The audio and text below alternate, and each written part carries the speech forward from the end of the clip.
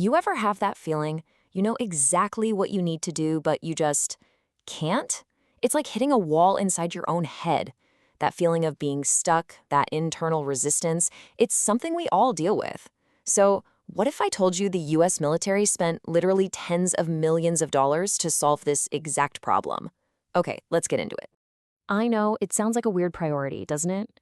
But for them, indecisiveness wasn't about missing a deadline on some report.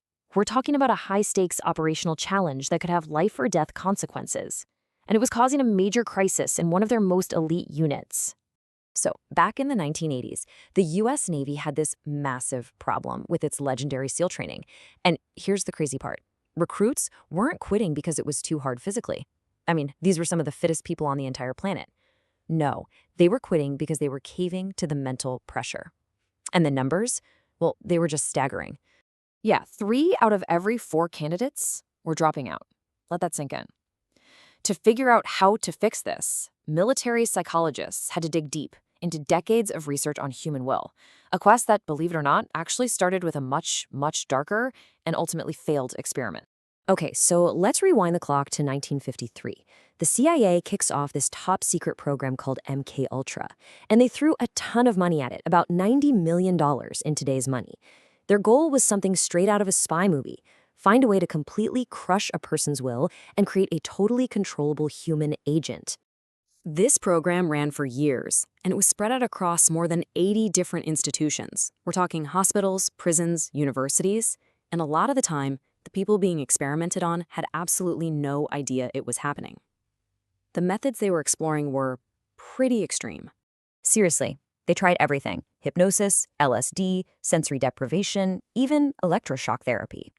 Then, in 1973, the order came down: destroy all the records, get rid of everything. But almost by a miracle, about 20,000 pages survived.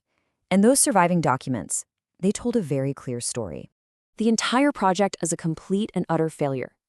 What it proved was something really fundamental. You cannot just erase a person's will. You can't just flip a switch and turn off their fear. And this finding, it changed everything. The goal was no longer to get rid of fear, but to learn how to act in spite of it. Which, of course, brings us right back to the Navy SEALs.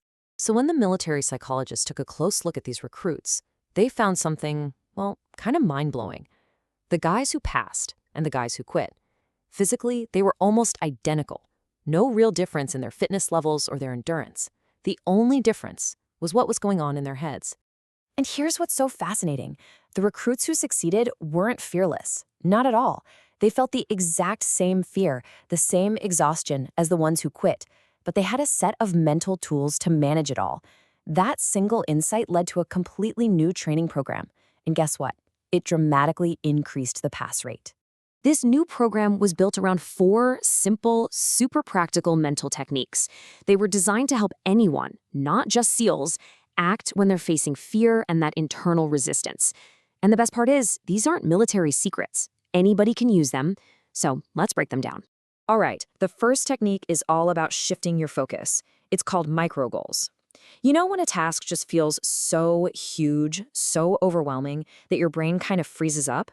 The trick here is to shrink that task down to something almost ridiculously small. For a soldier on a long march, the goal isn't the finish line miles away. No way. It's just get to that next tree. Just another 10 meters. For you, staring down a report you've been dreading, the goal is not write the report. Your goal is to open the laptop. That's it. Your next goal? Read the first sentence. See, it stops your brain from getting overwhelmed by the big picture. Technique number 2 is mental rehearsal, and this is used everywhere, from pro sports to psychotherapy. The idea is to just run through a stressful situation in your imagination, over and over, in detail. Athletes visualize making the perfect shot.